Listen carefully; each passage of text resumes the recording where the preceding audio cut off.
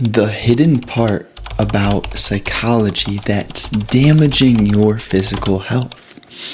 Now, I'll start with an example which relates to wealth.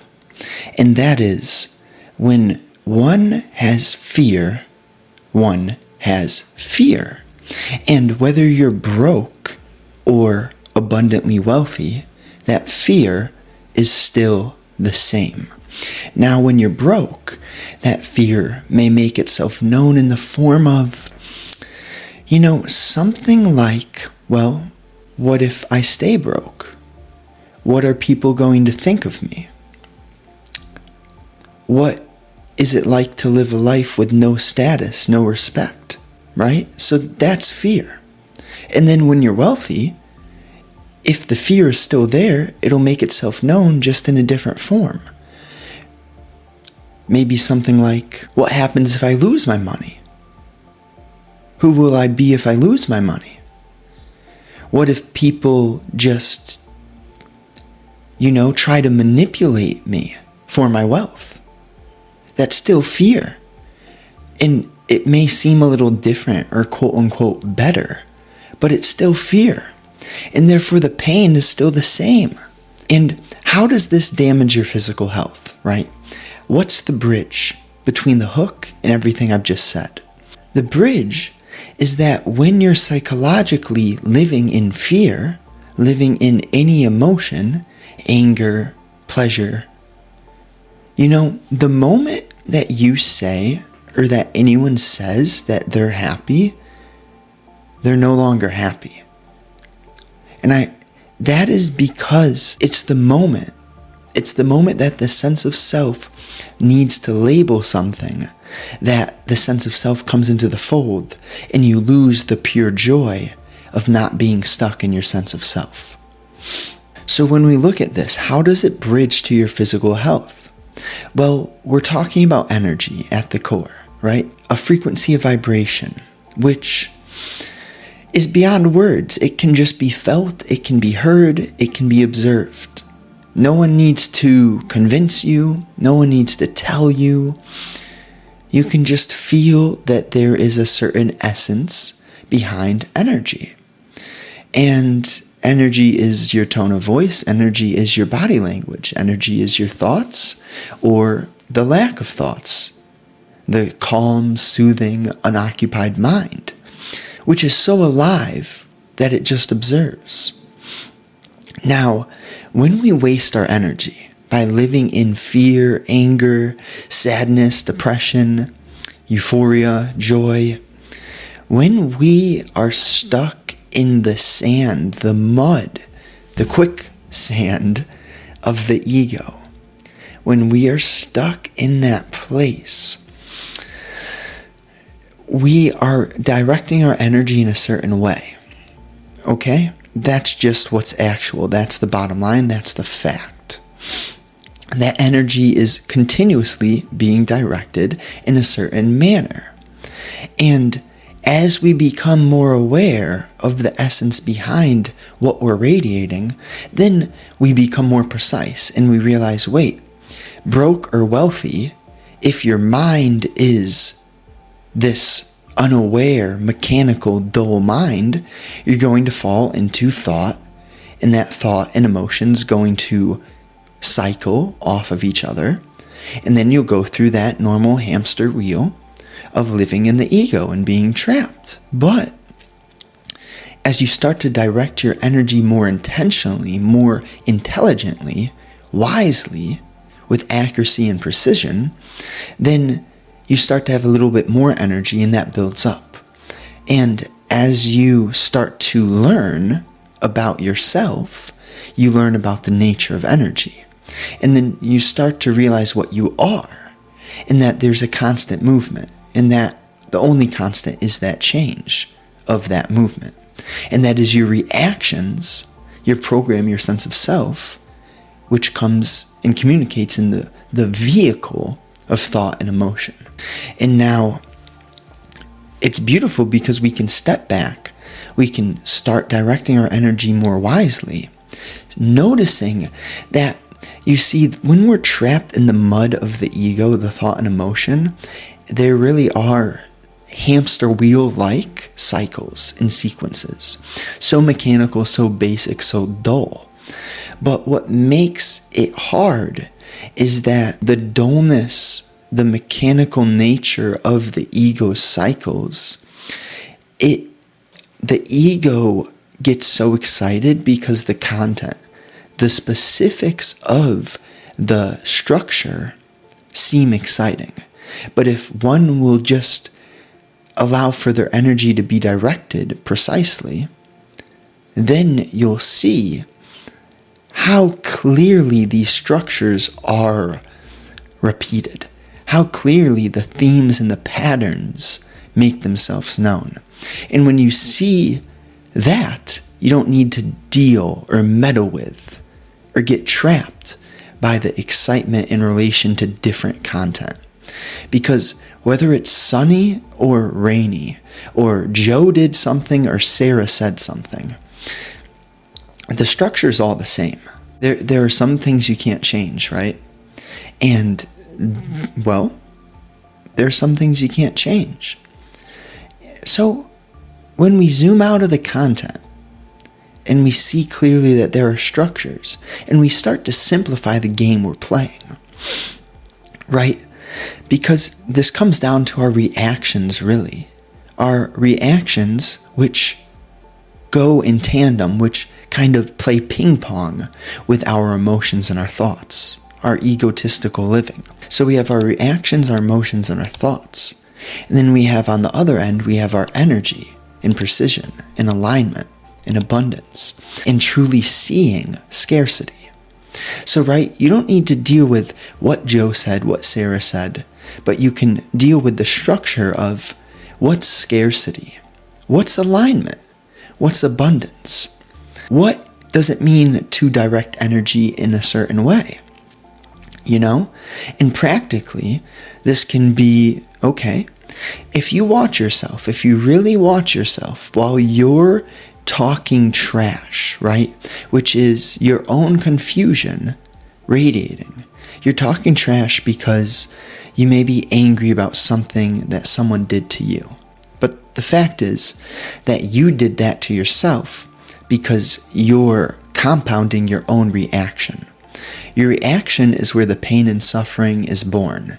And then by choosing to talk about it, see, you're going on the surface because you're entertaining yourself by talking about what frustrated you, therefore compounding your own pain and doing that via directing your energy without precision. To direct your energy precisely in this situation would be so much more like to understand the structure.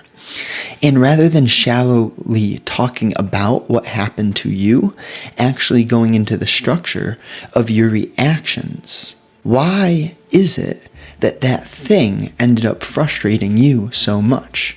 What is it within you which allowed that frustration to compound and become something where you didn't observe or hear it or listen to it and actually learn, but you chose to take the short-term easy way out, which is the long-term painful way. And that's just brushing over it shallowly and choosing to talk about it. See, when you talk about something, that's so different from inquiring into something, okay?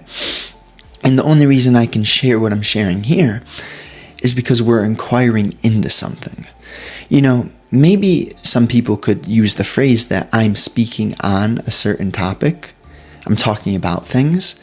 But if we use precision here, I'm deeply inquiring into things.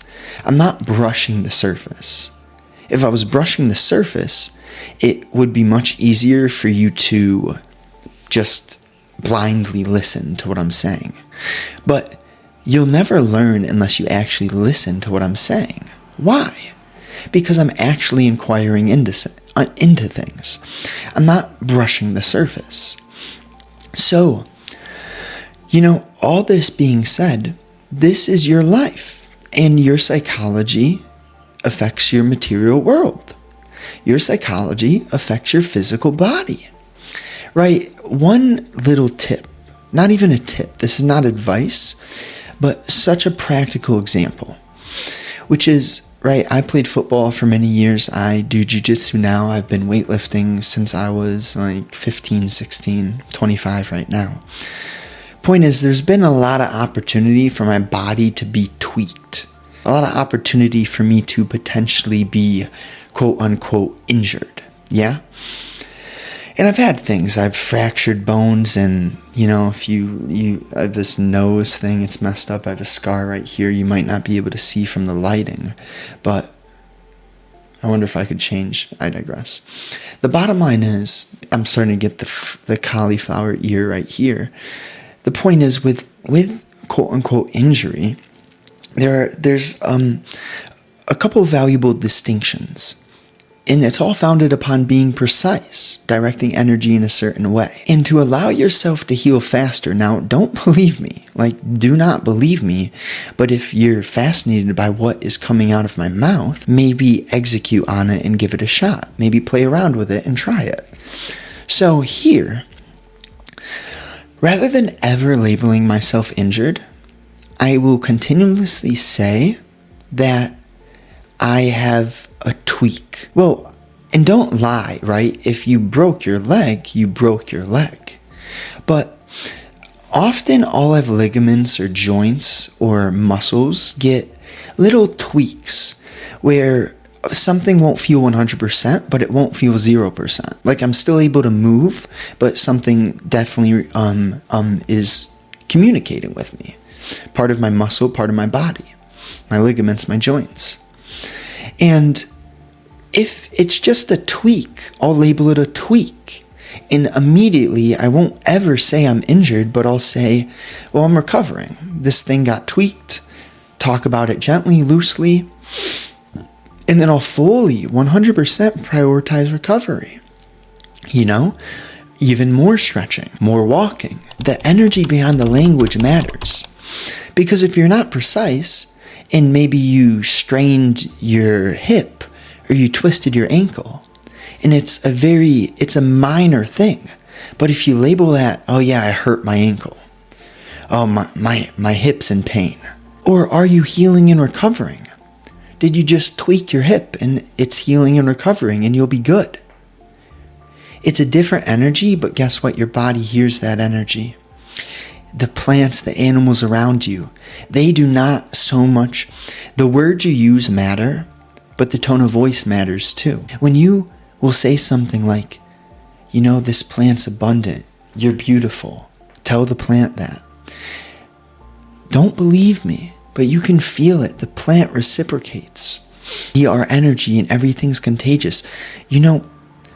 Life is more alive than our egos tend to see. We'll say a rock isn't alive. We'll say animals are just animals. But everything is so much more real than we could ever imagine.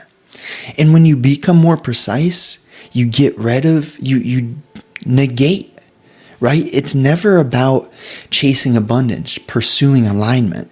How do I become like Justin? Yes, I know you're wondering that. But really, no. It's more about just observing your movement and realizing how unnecessary 97% of our emotion thinking is. And then when we simplify our lives, we direct our energy in a more precise way.